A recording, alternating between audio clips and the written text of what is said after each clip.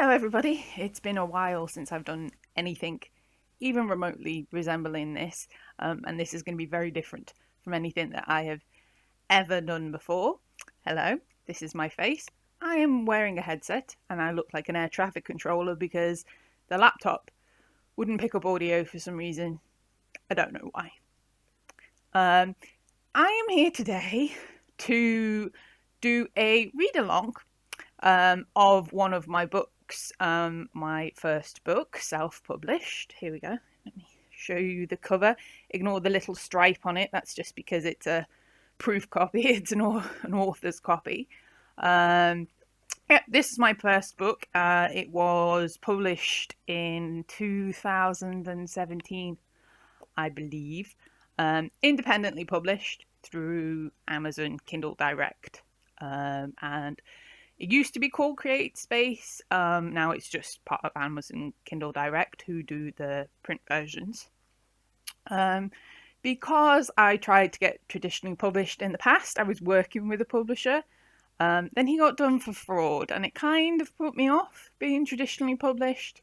And so I decided to do it on my own, and I had a few false starts, went back and forth, and then finally, several years ago, my husband encouraged me to write and do it and get it out. And I've had lots of support.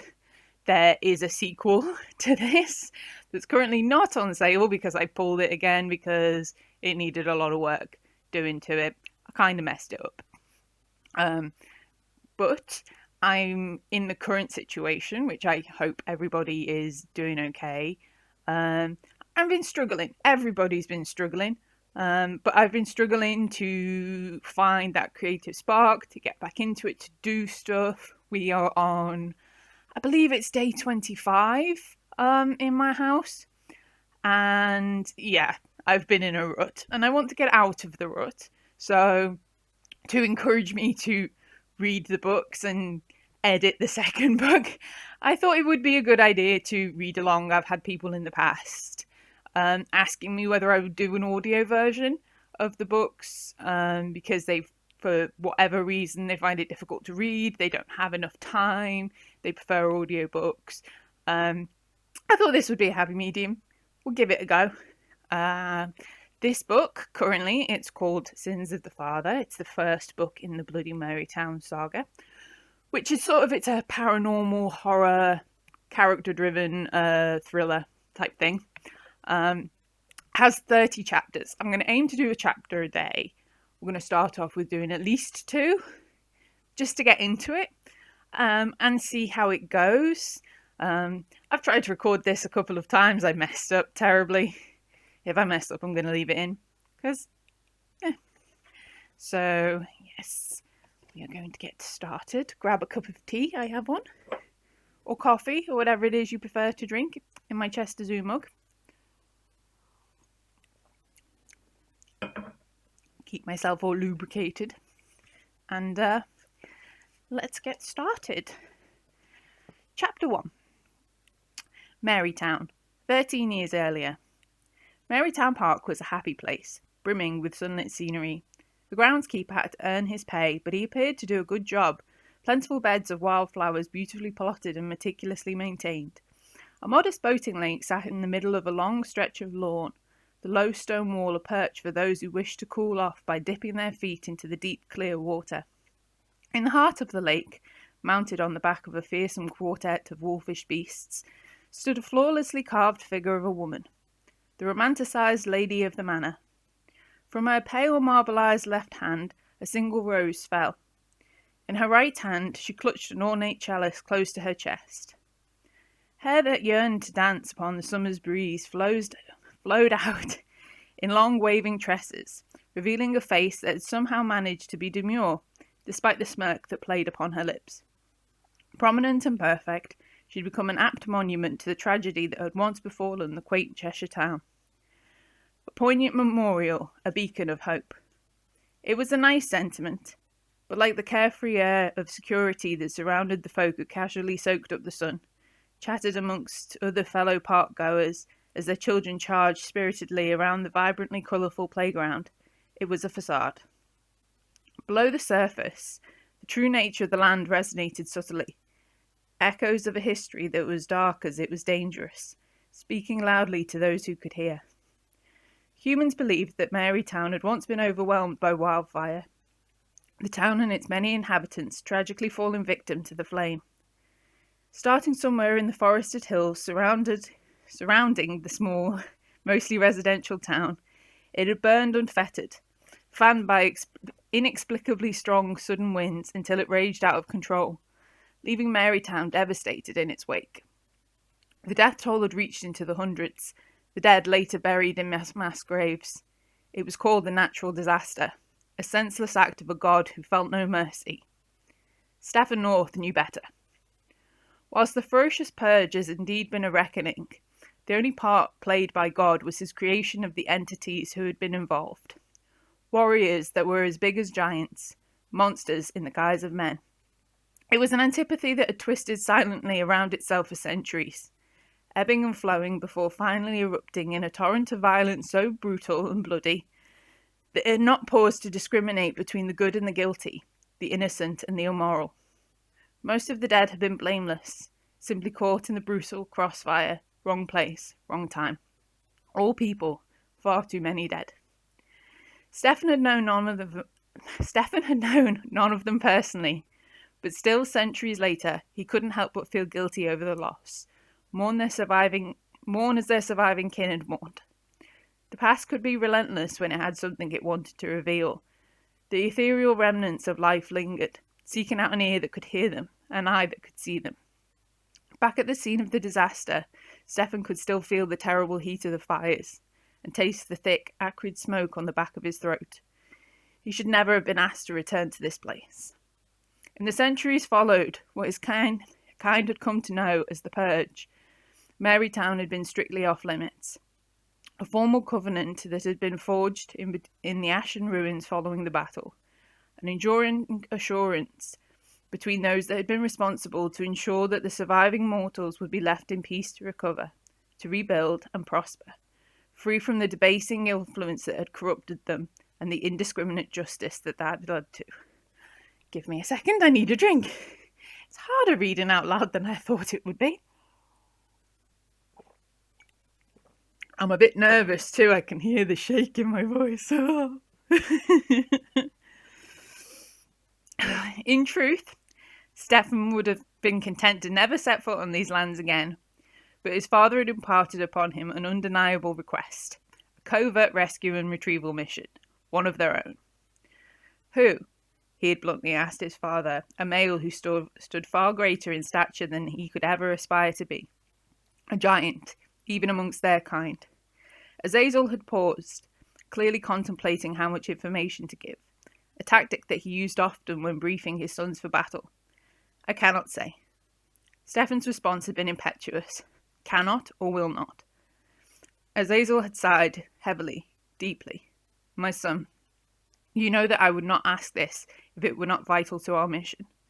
If our enemies discover this individual, it will give them an advantage that we may never recover from.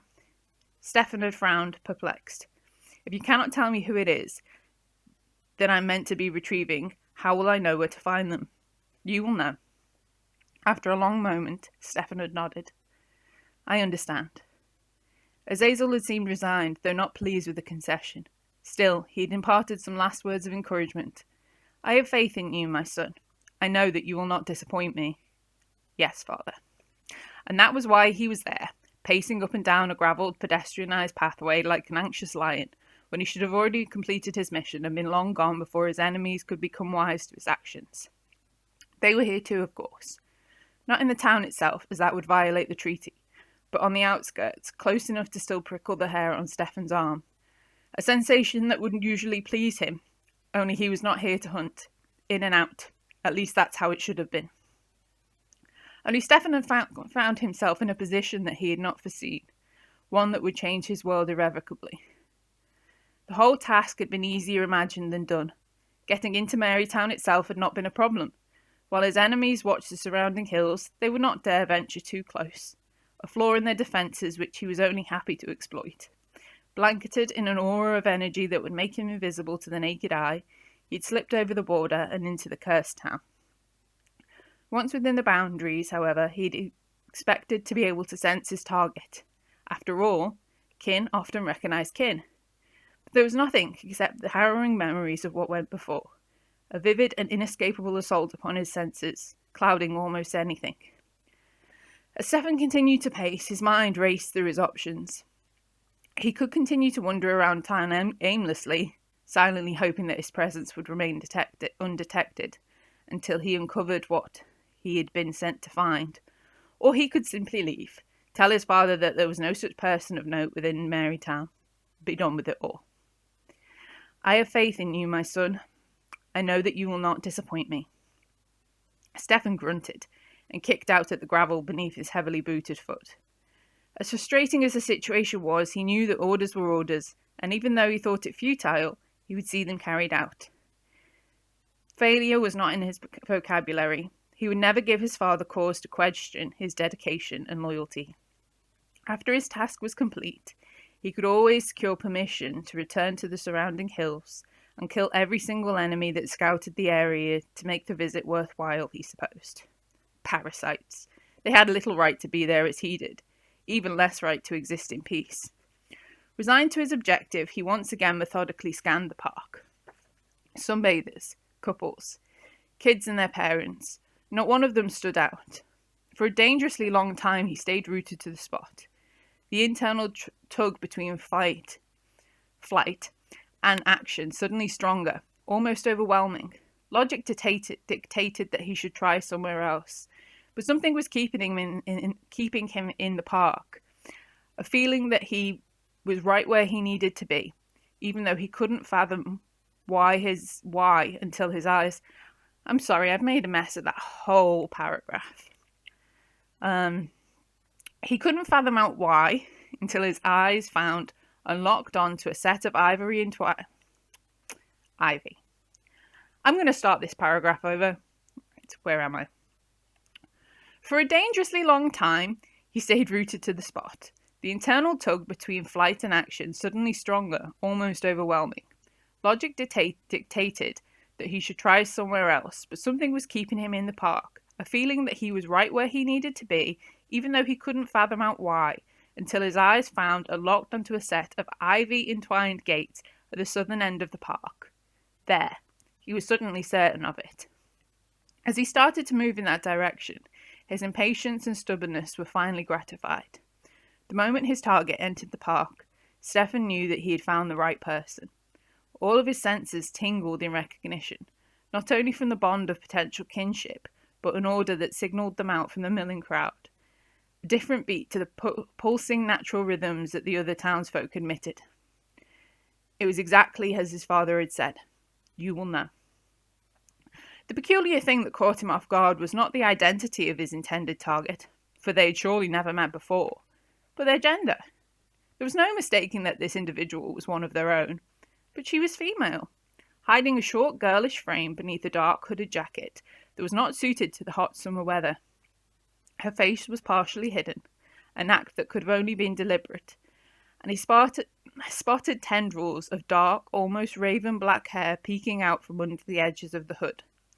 A small rucksack was slung over her shoulder, and she strode forwards into the park, her head down, so uncomfortable in her surroundings, so uncertain in her being. She did not belong there amongst the humans, that much was clear. Fortunately for her, it was Stefan's mission to rectify that problem, but he again found himself hesitating. The strange, almost overwhelming need to protect her tugged from somewhere deep within him. He had a compelling desire to tap into their potential bond and reach out to her to establish contact, if only to gauge that she was as aware of his presence as he suddenly became of hers. As unimposing as she appeared to be, he couldn't understand what made her so vital, why his father wanted her to be retrieved, hidden from their foes. But none of that mattered now. He had been given his orders, and she would be coming with him, right now. We need to have a drink. Whew.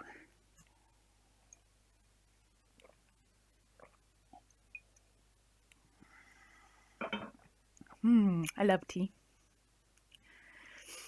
Where were we? Let's flick back the page. Right. Still, cloaked in the veil of mystical energy, he inconspicuously made a beeline for the girl. Almost undoubtedly of his ilk, and much more perceptive than the mortals surrounding the two of them, she sensed his approach, pausing mid-step. While her face remained hidden by the dark hood, tension formed in her shoulders. A new hint of awareness that made Stefan feel strangely proud. As he tore up the yards between them, she remained passive, as if waiting, willing to surrender herself into his custody. Though she chose to resist, it would never be an issue. Physically, she was much smaller than Stefan, though that itself was not a revelation. He'd been created for battle, trained for war. She was merely a girl. It should be straightforward to subdue and extract her. No eyewitnesses, no fuss. They would simply be there one moment and then gone the next. Poof, magic. However, as he approached, Stefan very quickly realised that he had underestimated the potential danger of the situation. Before he could make actual contact with the girl, he was alerted to another presence, over to the right of his target and closing in fast. One male, an enemy, huffing and puffing and ready to blow his mission to smithereens.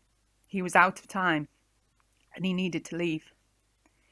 His presence being detected by his enemies was not as big of an issue as it might have been if there was no proof that he had violated the treaty. A physical confrontation, however, would be problematic, to say the least. He could not engage his enemies within the boundaries of the town without there being consequences, and he could not allow one to live if they saw his face. Then there was the girl, allegedly vital to the mission. He could not put her in harm's way. There was only one option. They needed to get out of there. "We have to leave," he commanded sternly. "Come with me." The girl finally turned her head in his direction, and Stefan got the feeling that she was about to tell him that he could go to hell. But before the words could pass her lips, the air behind her undulated, distorted by the same entity that Stefan had been hoping to avoid. There was no time to yell a warning as the fiend broke through the same physical plane that he and their mutual target occupied. An impressively muscular arm locked around the girl's chest. A gloved hand yanked the hood back off her head. What was revealed was a pale but very pretty young face, besieged by a mass of unruly black waves. The girl's almond-shaped eyes widened in shock, and she attempted to cry out, but the hand that had exposed her face clamped around her jaw, smothering her mouth, big enough to muffle her scream and obscure Stefan's view of her face. A low, menacing growl rumbled through the air, and she stopped trying to struggle before she'd even thought to begin, such was the potency of the threat. But in her eyes, there was fear. A desperate and sudden terror that jostled Stefan into action quicker than any potential threat ever could. He unsheathed a heavy hunting knife from the small of his back, falling into a warrior's stance without much prompting. His senses flipped to high alert, reaching out for additional danger as he focused on the agitator stood before him, holding his quarry to ransom. The fiend was not familiar to him, but that wasn't strange. His enemy was Legion, and it was never like he left them alive to come back and haunt him whenever they did meet in battle. Mercy was only for the naive. It was somewhat of a relief to note that this particular fiend, whilst imposing in his physique, was merely another vanguard, a grunt from the hills nearby. Stefan could and would handle the brute, but was acutely aware of how crucial the safety of the young girl that was being held captive between them was. He had to be cautious, not impulsive. Engaging the fiend directly, he calmly stipulated, "Unhand the girl, and I might give some thought to making your demise painless." The baritone chuckle that was offered in response did not surprise him. Foot soldiers often thought themselves less expendable than they were. Fine. He'd been itching for a fight the moment he had set out on his journey back to Marytown. If this menace wanted to volunteer for the task, then far be it for him to deny the honour. "Final chance, villain," he reiterated, simply so that he could say he'd tried to be diplomatic. "Release her, or I will destroy you." "You'll have to find us first," the evil male taunted, before swiftly enveloping itself and the girl back in whatever vile conjuration transported him out of the mortal plane, out of sight. The air warped violently around him. Stefan let out a bellow and launched himself forward, but as agile and adept as he was, he would never have been fast enough. stumbling into the space that reeked of the corruption that had just occupied it. A vile calling card. Without hesitation, though, he gave chase, out of Marytown and into the surrounding hills. One by one, he located the remaining contingent of vanguards currently assigned to guarding the border. One by one, they fell to his blade. Briefly, he considered keeping one alive so that he could return it to his father in reparation. While it was not standard procedure to capture such lesser fiends, he suspected that one of them knew where his most recent adversary had vanished to. Interrogations took time and were undoubtedly messy, but they worked, and Stefan had to admit that he would enjoy pulling one of these corrupt little sycophants apart to see how they squealed, and he would handle the task personally. Not that day, though. Time was of the essence if he wanted to catch up with his lost quarry, and the last grunt he encountered foolishly spat in his face and signed its death warrant. Angry and thwarted, Stefan fell to his knees upon the sandstone apex of a nearby hill. There was no correcting his mistake, no fixing what had just occurred. The girl had been taken from right under his protection, and the mission had failed. Okay, so that's chapter 1. I'm aware of how much longer that took than I thought it was going to, so I'm going to leave it there for today. It's trickier reading aloud than I thought that it was going to be. But I hope that give you an exciting prelude into things that are to come. Yeah. Chapter 2. Actually, chapter 2 isn't that long. I'm going to carry on. I'm going to have a little drink first, and I'm going to carry on, because chapter 2 introduces us to the main character. Though you may have been introduced to them already, slightly. I'm going to carry on. Chapter 2. Home. What a sentimental concept. For Martha Valentine, the building that had once held that name had seen better days. 3 stories high, the grey stone walls were overrun with clematis and trailing ivy. The roof was missing some of its tiles, slate laying smashed upon the weed-laced path. The lawn was overdue a mow.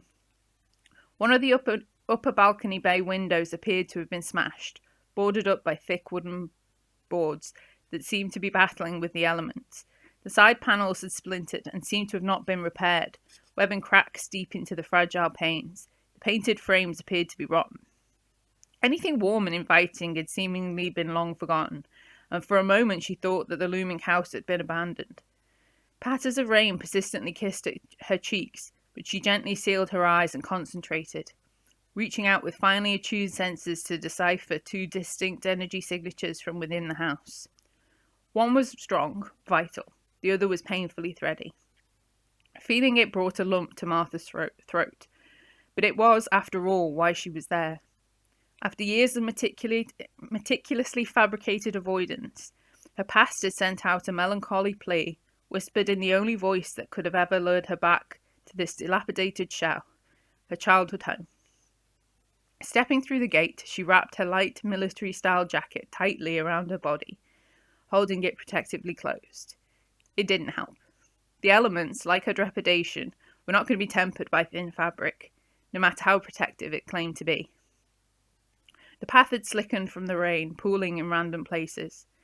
She vaguely recalled a time when such puddles would have been perceived as a challenge that needed to swiftly be dashed underneath her gleefully stomping feet. Now she kept her eyes down, and barely cared that they splashed dirty water over her boots in a long-plotted retaliatory strike against her, save to spare a brief, almost bittersweet recollection of a tenacious, raven-haired tomboy who scaled and, she was loath to admit, fell from many a chestnut tree. Not even a broken collarbone had succeeded in keeping her from those branches. If she slipped a hand within the collar of her shirt, she could locate a bony lump where it failed to fully heal, an internal reminder of a time when carefree was a game she long excelled at, not an ideal to which she should aspire. The front door was set inside a coved porch, offering some much-needed shelter, but exhibiting an equally dishevelled state. Several of the square flooring tiles were missing, exposing grey cement underneath. Several pairs of mud-encrusted hiking boots sat, tucked away into one of the recesses. Martha felt no fondness at the sight of them, irrationally tempted to pick them up and toss them out into the bleak midwinter rain, out of deeply held spite. Just about managing to resist the petty urge, she shook herself off and reached for the doorbell. A circle of white porcelain with a button in its nucleus, set into the side of the still sturdy-looking entrance. It made a reassuringly familiar bing-bong when it pressed, but the nervousness that bubbled in her stomach spat out like heating oil. She didn't want to see the person that was surely set to open the door. She feared how she might react to the expected expression of disappointment and revulsion that would greet her. The heavy door opened inwards. She got a surprise, though it was probably not as acute as the shock that was experienced by the poor woman that was now stood in the doorway. Martha hadn't seen Esther Adamson for over a decade, but the woman had changed only in addition to the silvery streaks to her short, wavy, strawberry blonde hair and the adoption of some wide-rimmed spectacles, which emphasized the astonishment in her expressive blue eyes. Her lips parted as if to speak, but then she clamped them shut in a tight line, as if she were afraid of whatever expletive she might let slip. She'd always been the prudent type, and clearly she couldn't discern what suitable greeting she should offer to her long-lost, once presumed dead, and since decidedly absent niece. So she said nothing. Acknowledging that she was going to have to be the one that verbally communicated first, Martha offered a small wave of her right hand and explained. Amanda called me, and came as soon as I could. Oh, Esther shook her head, physically recouping her wits. Of course. Come in, get out of the rain before you catch your death.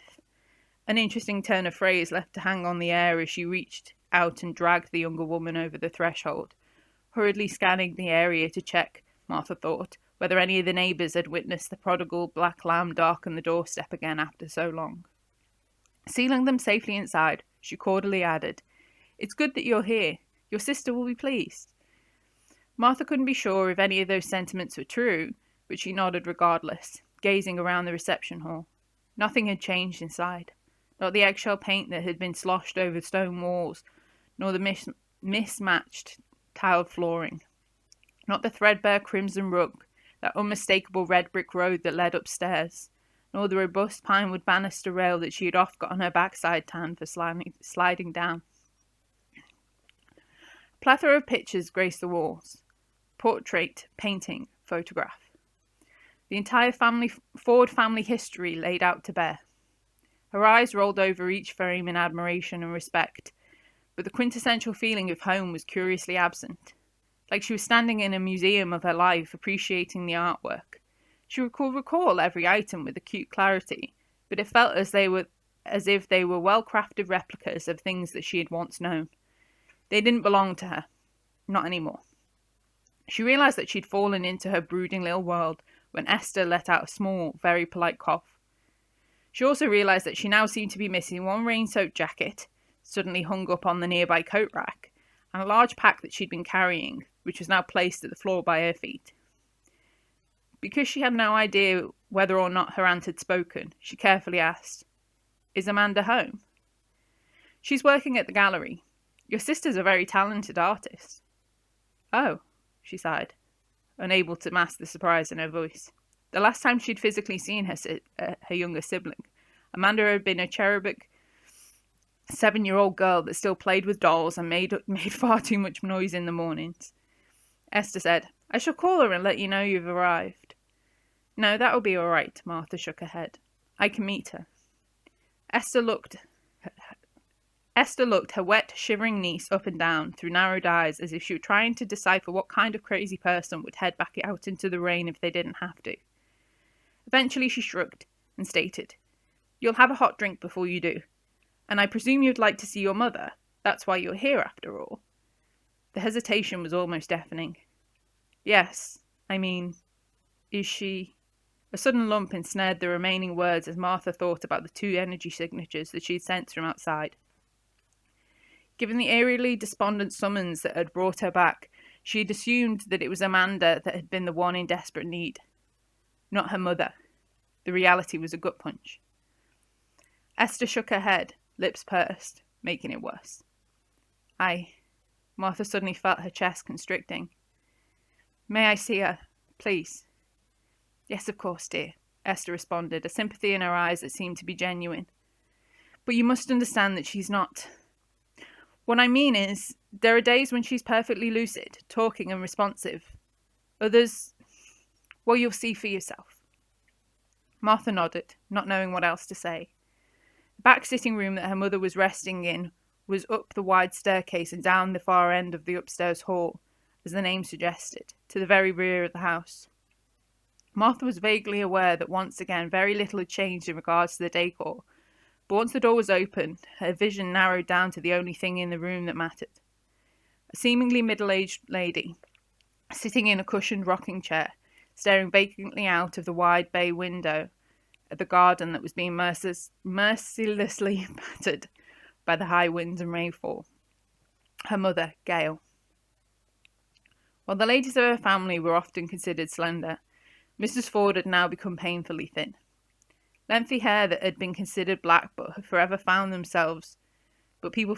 themselves being informed was dark russet because of the naturally occurring blonde and red highlights. It still fell in unruly curls, but rather than being lush, it appeared to be wiry and lackluster. Her hands sat in her lap, so tightly clasped that they had become somewhat mottled.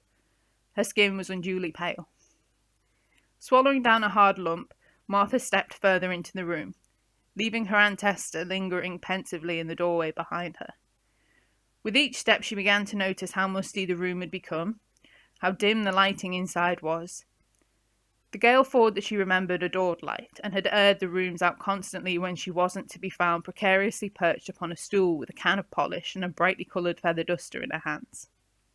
Something had gone very wrong here. Going down on her haunches beside her mother's chair, Martha gently reached out and tentatively touched one of the taut hands, shocked by how wrinkled and lifeless it felt. Softly speaking, Gail? If the woman felt the contact or heard her words, she didn't react. Mother? Martha tried again, her voice a little firmer, louder this time. Mother, it's Martha. I'm here. I came back to see you. Nothing. Martha bowed her head and tried not to let the sudden rush of long-buried emotions and guilt overwhelm her. From the doorway, Esther softly spoke, her voice hitching. I'm sorry, sweetheart. Martha shook her head and waved the woman away. As the door softly closed shut, leaving her alone with the mother that she'd left behind, Martha fought the urge to cry and plead for forgiveness. Her mother deserved better than this. She swallowed down all the words that burned deep in her chest, explanations for things that she should have done, but didn't, along with memories that she'd long buried. As valid as they were, they felt like excuses, a grasping justification for the gaping emotional wound that she'd inflicted upon this wonderful woman. So much about this situation was hard, but what distressed her the most was not the gaunt, ashen appearance of that once kindly face that gazed down on her with such abundance of affection over so many years, but the utter emptiness in her copper-brown eyes. More than simply dazed, they were haunted. There's a little break. I'm going to get a drink.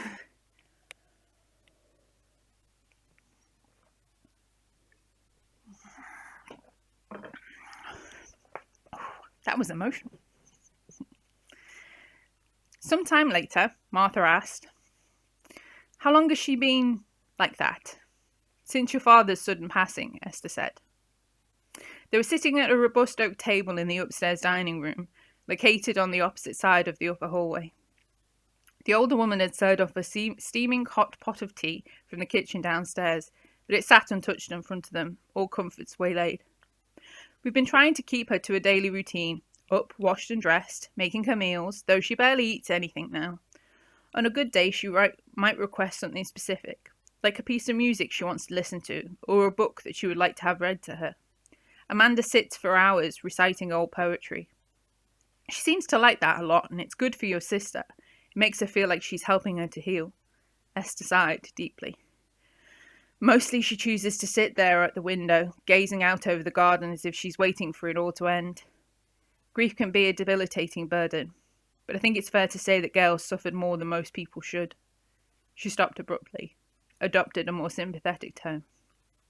Listen, Martha, I know you have your reasons for doing what you did, but I don't believe your mother ever gave up hope that you'd come back to her. She refused to mourn you when you were lost, refused to clear out your old bedroom when you were found. Of course, your father had other ideas about that. He went up there one day when she was at a charity function and packed up all your things. Gosh, she was so livid when she found out. Didn't speak to him for a month. Esther sighed, the gusto of the storytelling waning sadly. Even then, I don't think she ever forgave him. Not really. Excuse me. Feeling completely bewildered, Martha simply sat where she was, throughout her aunt's cheerless recollection.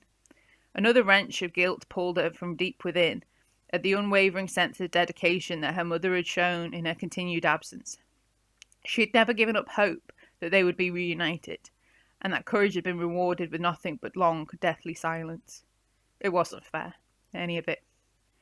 But the situation was more heartrending and complicated than she could find the words to explain, especially not to Esther, who seemingly mistook her pained expression for bereavement, exclaiming, "Oh, how inconsiderate of me, going on about nonsense as if it's old news to you. This must be an awful lot to take in." No, Martha shrugged, it's fine. The truth was, while the revelation that her mother's husband had passed wasn't exactly old news, she felt absolutely nothing that resembled sorrow regarding his death. If she could be brutally honest, she might admit that she was relieved not to be facing a hard and uncomfortable reunion with the man. Such things would be better left to the afterlife. He could reserve a seat for her in hell, next to his own rigid, cushionless armchair. How did it happen? She inquired, voice very even. It was a little under a month ago, Esther nodded, holding a curious rush of emotion back with her pursed lips.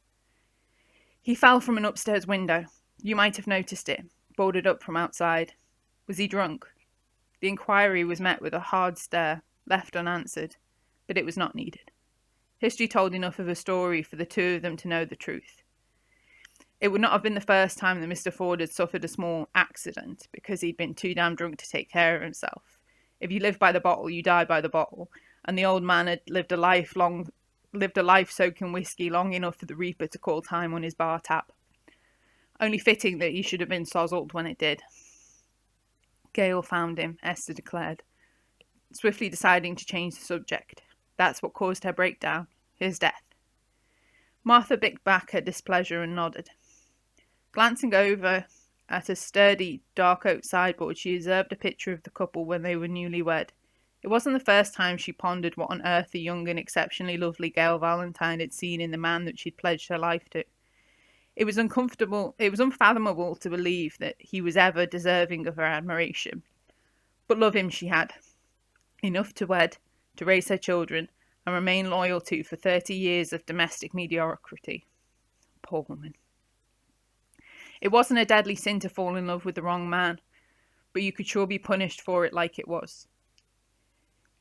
Gail Ford had once told her inquisitive daughter, "You have to live with the life that you've chosen." Over the years that she'd been away, Martha had learned there was a lot of truth in that. But whenever she thought of her wonderful mother and the life that she had chosen for herself, all she felt was an empathic pang of regret. While her own life was far from perfect, Martha had learned to take some pride in her accomplishments, both within herself and her other commitments. Sitting in the ringside seat that she had inadvertently booked for her parents' marriage, she simply couldn't envision how her mother could have ever felt the same way. But then again, that was surely another thing to be admired. A lesser woman would have reevaluated her circumstances and sought out a more gratifying life for herself. But as brutishly difficult as her husband could be, Gail Ford had accepted her lot in life, heeded her own wise words, and lived with the life that she had chosen for herself, unwittingly empowering her daughter to do the same. "Get you something to eat?" Esther was asking, making Martha realise that she'd once again tuned her aunt out. "I can put some supper together. You look as though you could do... You look as though..." Sorry. I hate this line. "You look as though you could do with it getting a decent meal down you, if you don't mind me saying." Ignoring the comment, Martha shook her head. "I'm not hungry." "If you're sure." Esther hesitated. She was very sure. Muttering a quiet thank you because she didn't know what else to say, Martha pushed herself out of the cushioned dining chair and stood, becoming a little frustrated when the older woman ate her movements, as if she might decide to shadow her, offering her food and cups of tea until she felt a little bit less uneasy about everything. Very firmly, Martha stated, "I'm going to see Amanda." As she quickly left, and she left quickly before Esther could ask her any more awkward questions.